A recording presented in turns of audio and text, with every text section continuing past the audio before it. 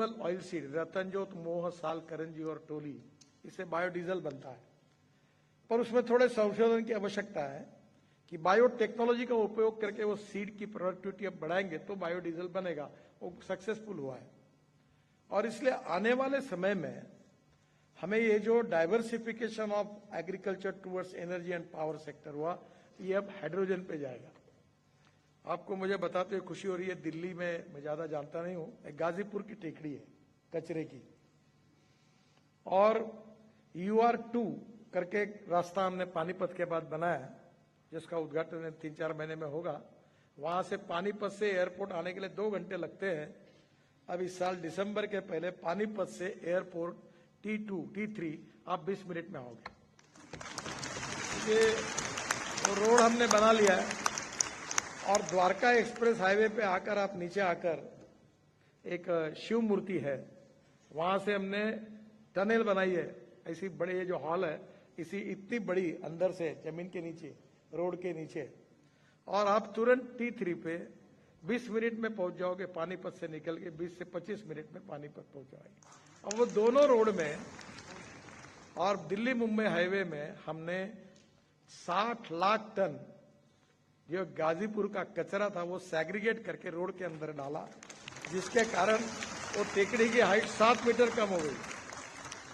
Ahmedabad डोलेरो road में भी हमने 30 लाख टन कचरा यूज किया। It is waste to wealth. Environment को प्रोटेक्ट करने के लिए इससे अच्छा और क्या हो सकता है। तो आज धीरे धीरे ऐसा है कि जो सर्कुलेशन इकोनॉमी है, हमने पुराने टायर इंपोर्ट करने के लिए हमारे यहां बंदी थी। मैंने एनवायरमेंट मिनिस्ट्री को आग्रह करके कहा कि इसको अनुमति दे दो। अब 50 रुपए किलो बिटुमिन का भाव है। बायोमिटुमिन जो हम लोग परली से तैयार करेंगे, वो जो लिग्नन है, वो 40 रुपए किलो है।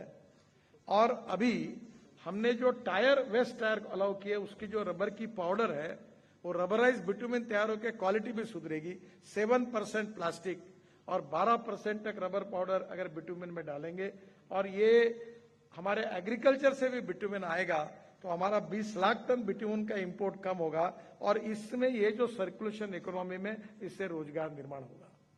तो मेरा पहला सुझाव आपको यही है कि हमें आत्मनिर्भर भारत बनाने के लिए एग्रीकल्चर, रूरल, ट्राइबल और फॉरेस्ट, जल, जमीन, जंगल, जानवर, इस पे बेस्ट टेक्नोलॉजी का उपयोग करके हमको आगे जाना होगा। वहां पर कैपिटा इनकम बढ़ाना होगा, एग्रीकल्चर ग्रोथ रेट बढ़ाना होगा, और जब ये बढ़ेगा तो ये काम होगा। सेकंड इंपॉर्टेंट थिंग है कि हमारे यहाँ हर साल बाढ़ आते हैं, और बाढ़ के कारण हमारा काफी नुकसान होता है। आज मैं वाटर रिसोर्स मंत्री था तो मैंने 49 प्रोजेक्ट रिपोर्ट तैयार करके रखे, और हमारे देश में हमने कहा ये बाढ़ ही नहीं आनी चाहिए। हर साल 1 लाख से 1.5 लाख करोड़ नुकसान हो रहा है। तो taking water from one basin to another, एक उदाहरण के लिए आपको प्रोजेक्ट बताओ, पोलावरम करके आंध्र प्रदेश में एक डैम बन रहा है, जिसको मैंने 40,000 करोड़ मेरे समय चंद्रबाबू नायडू मुख्यमंत्री थे तब मंजूर करके काम शुरू किया। अभी वो काफी प्रोजेक्ट पूरा हुआ है। आप बिलीव नहीं करोगे, 1300 TMC पानी गोदावरी का समुद्र में जा रहा है। आफ्टर पोलावरम समुद्र में जा रहा, कोई उपयोग का नहीं है। हमने एक योजना तैयार की कि ये जो गोदावरी का पानी आता है, वो गोदावरी का ये पेनार में, पेनार का कृष्णा में, कृष्णा का कावेरी में, और कावेरी में लेकर टेल एंड टू तमिलनाडु पानी जा सकता है। तमिलनाडु और कर्नाटक को झगड़ा करने की जरूरत ही नहीं है। 1970 से पहले से 23 झगड़े थे। तो मैंने एक उपाय किया, मेरे ऑफिस में मैं सब मुख्यमंत्रियों को बुलाता था और दरवाजा बंद करता था। तो जब तक तुम्हारा सोल्यूशन नहीं होगा मैं दरवाजा नहीं खोलूंगा। ये पंजाब, हरियाणा, राजस्थान, दिल्ली, कश्मीर, उत्तराखंड, हिमाचल, करीब 17 झगड़े हमने मिटाए। अभी एक प्रोजेक्ट उत्तराखंड में हो रहा है, जिसके कारण दिल्ली को 2070 तक पानी की कोई समस्या नहीं रहेगी। वो प्रोजेक्ट को मान्यता मिल गई, और प्रोजेक्ट बनने के कारण हम बाढ़ को कंट्रोल कर सकेंगे। और इसलिए सबसे इंपॉर्टेंट चीज है water, power, transport and communication. हमारे पास अगर ये 4 चीजें होगी तो इंडस्ट्री और कैपिटल इन्वेस्टमेंट आएगी, और इंडस्ट्री और कैपिटल इन्वेस्टमेंट आएगी तो एम्प्लॉयमेंट पोटेंशियल बढ़ेगा, और एम्प्लॉयमेंट पोटेंशियल बढ़ेगा तो पर कैपिटा इनकम बढ़ेगा, जीडीपी बढ़ेगा और गरीबी दूर होगी। और इसलिए आने वाले समय में एग्रीकल्चर सेक्टर में सीड एंड प्लांट, इसमें हमको इंटरनेशनल स्टैंडर्ड के बराबर पहुंचना होगा। पानी के लिए टेक्नोलॉजी का उपयोग आजकल ड्रोन से स्प्रेइंग हो रहा है। छोटी छोटी बातों का परिणाम होता है। मेरे यहाँ गन्ना लगता है तो 1 एकड़ गन्ने में 4 बोरे यूरिया और 4 बोरे मिश्र खत लगता है। अभी हमारे यहाँ 3000 एकड़ हमने स्प्रेइंग किया, नैनो यूरिया और नैनो मिश्र खत। मेरे घर पर 88 टन पर एकड़ गन्ना हुआ 10 एकड़ में। और आपको ताज्जुब होगा कि जब हम ड्रोन से स्प्रेइंग करते हैं तो 75% यूरिया प्लांट को जाता है और 25% वेस्ट होता है। और यूरिया और खाद जब हम फेंकते हैं तो आज हम लोग 75% वेस्ट करते हैं, जमीन को खराब करते हैं, और 25% प्लांट को जाता है। अब ड्रोन की टेक्नोलॉजी आने के कारण हमारा 1 लाख करोड़ की सब्सिडी हम केवल यूरिया और ये इंपोर्ट करने के लिए दे रहे हैं। 16 लाख करोड़ का फॉसिल फ्यूल इंपोर्ट कर रहे हैं। हमारे जो इथेनॉल के प्लांट हुए, इसमें स्पेंट वॉश निकलता है, और स्पेंट वॉश से पोटैश निकलता है, और पोटैश अब इतना निकलना शुरू हो जाएगा कि 2 साल के बाद हमको पोटैश इंपोर्ट करने की जरूरत नहीं पड़ेगी। क्योंकि इंपॉर्टेंट यही है कि इंपोर्ट को कम करना और एक्सपोर्ट को बढ़ाना। और हमारे देश में, मैं मेरे डिपार्टमेंट का उदाहरण बताऊंगा कि मैं ऑटोमोबाइल इंडस्ट्री को देखता हूं। हमारी इंडस्ट्री का साइज था 7.5 लाख करोड़ 2014 में जब मैं मंत्री बना। अब हमारे इंडस्ट्री का साइज हुआ है लगभग 16 लाख करोड़, और हम चौथे नंबर पे थे। अब हमने जापान को तीसरे नंबर पे पीछे डालकर हम तीसरे नंबर पर पहुंचे। बजाज, टीवीएस, होंडा, ये जो 2 व्हीलर है, उनका 50% प्रोडक्शन ये एक्सपोर्ट होता है। मैं जब इलेक्ट्रिक की बात करता था तो लोग मुझे बोलते थे कि रास्ते में गाड़ी अगर बंद पड़ेगी तो तू धक्का मारने के लिए आप जाओगे क्या? कोई गाड़ी बंद नहीं पड़ी। अब पूरे देश में इलेक्ट्रिक बसेस आ गई। एक डीजल की बस चलती है मुंबई में बेस्ट की तो 115 रुपए किलोमीटर कॉस्ट है, और इलेक्ट्रिक बस एयर कंडीशन उसकी कॉस्ट 60 रुपए किलोमीटर आती है। और मैं तो अभी हमारे एक पायलट प्रोजेक्ट कर रहा हूं। वो टाटा को मैंने कहा कि मैं गया था जेकोस्लोवाकिया, स्कोडा में, और वो 18 और 24 मीटर की 2-2, 3-3 बसेस यूरोप में आपने देखी होगी इलेक्ट्रिक केबल पे चलती है। तो टाटा का और स्कोडा का जॉइंट वेंचर कराया मैंने। और फिर हिटैची कंपनी की एक टेक्नोलॉजी टाटा के साथ उनका जॉइंट वेंचर किया, और पहला प्रोजेक्ट अब मेरे कॉन्स्टिट्यूंसी में शुरू हो रहा है कि वो गाड़ी खड़ी होगी, ऊपर से वो हिटैची का जो यूनिट है वो केवल आएगा, आधे मिनट में चार्ज होगी, 40 किलोमीटर बस जाएगी, वायर की जरूरत नहीं, और उसकी कॉस्ट 35 रुपए किलोमीटर आएगी।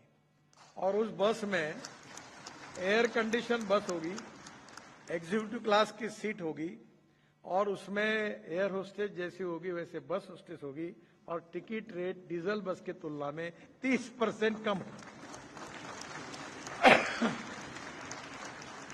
यह टेक्नोलॉजी के कारण हुआ है। अभी मैंने एक ड्रोन लॉन्च किया 200 किलो का, तो मैंने कहा तू हिमाचल प्रदेश और कश्मीर में जाओ, और पहाड़ी पर एप्पल होते हैं, तुम नीचे से दवाइयां वगैरह लाइट चीजें ऊपर भेजो और एप्पल नीचे लाओ। 3-3 घंटे लगते हैं नीचे आने के लिए। तो जो इनोवेशन है, टेक्नोलॉजी है, इसके कारण हमारी स्ट्रेंथ बढ़ी है। और मुझे ऐसा लगता है कि अब एग्रीकल्चर में हमें इरिगेशन, ड्रिप इरिगेशन, प्लांट और सीड, दोनों के बीच में अगर इंटरनेशनल स्टैंडर्ड्स अगर पहुंच जाएंगे तो हमारे यहाँ देखिए, हमारे यहाँ एप्पल न्यूजीलैंड से आता है। हमारे हर फ्रूट्स, कोई भी शादी में दिल्ली मुंबई में जाओ, जो फ्रूट्स मिलते हैं वो इंडिया के नहीं होते, सब फ्रूट्स विदेशों के आए हुए होते हैं। इसका कारण हमें इसमें संशोधन करके क्वालिटी को सुधारना होगा। और इसलिए एग्रीकल्चर, रूरल, ट्राइबल सेक्टर में से 50 चीजें हैं जिसमें एग्रीकल्चर ग्रोथ रेट को बढ़ाना, रोड कनेक्टिविटी करना। मुझे याद है, मैं महाराष्ट्र में मंत्री था, अटल बिहारी वाजपेयी प्रधानमंत्री थे, अभी इनके सिंह साहब अभी चले गए। तो मुंबई में मैंने 55 उड्डान पुल, Worli Bandra sea link project, Mumbai Pune express highway बनाया था। तो अटल जी ने मुझे बुलाया और उनने मुझे कहा कि तुम एक काम करो, अभी शहर में तो बहुत हुआ, ये गांव को जोड़ने वाली योजना तैयार करो। मैं यंग था और मैंने कहा ठीक है, मैं करता हूं।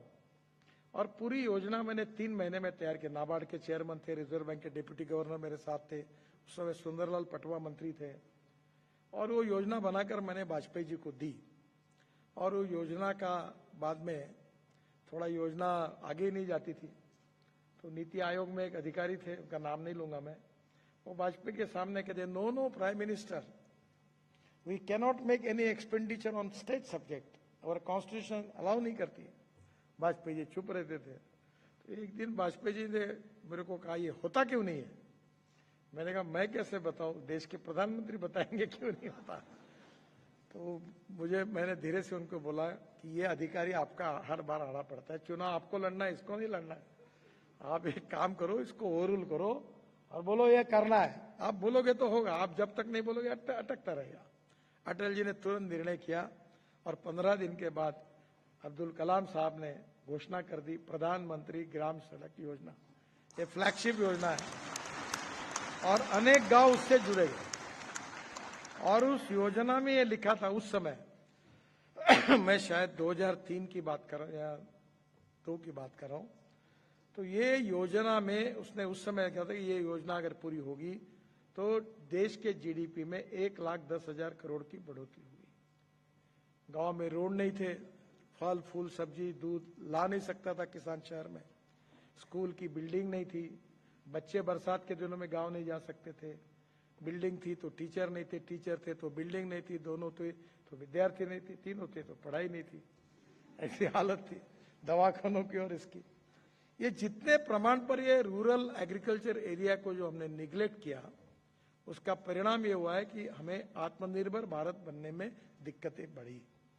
और इसलिए टेक्नोलॉजी का उपयोग करते हुए जो सोशली, इकोनॉमिकली, एजुकेशनली जो बैकवर्ड एरिया है, इसको डेवलप करना पड़ेगा।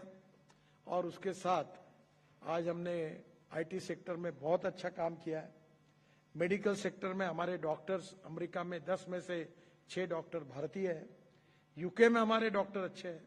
नॉलेज ये पावर है, हमारे स्टार्टअप, हमारी टेक्नोलॉजी, इतने बच्चे नए नए इतना इनोवेशन कर रहे हैं, इतनी नई नई योजनाएं ला रहे हैं कि शायद मैं ये कहूंगा तो अतिशयोक्ति नहीं होगी कि वर्ल्ड में यंग टैलेंटेड जो यंग इंजीनियरिंग मैन पावर हमारे देश में है, उनका रिसर्च, उनके स्टार्टअप रियली इतने एक्सेलेंट है कि इनके भरोसे हम दुनिया में बहुत आगे जा सकते हैं।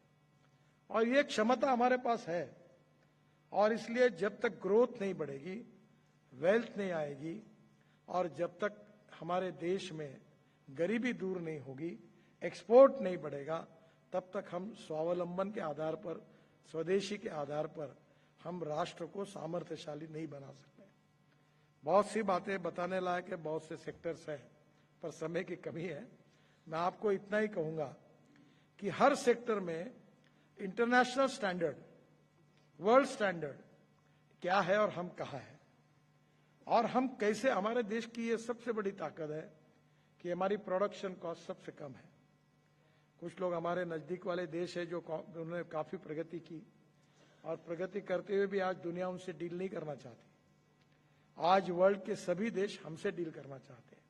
जैसे ऑटोमोबाइल की मैंने बात बताई कि वर्ल्ड के सभी ब्रांड अब इंडिया में हैं।